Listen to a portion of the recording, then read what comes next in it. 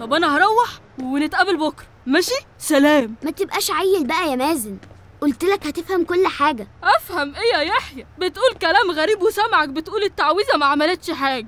انت مستني مثلا تطلع هنا دايره كبيره يخرج منها حد يقول كلام زي اللي بتقوله وتقضوها تعويذه قصاد تعويذه؟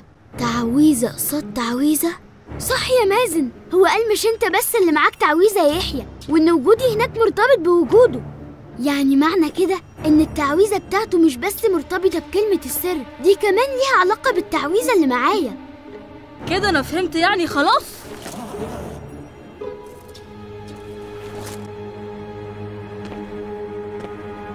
شايف ده يا مازن؟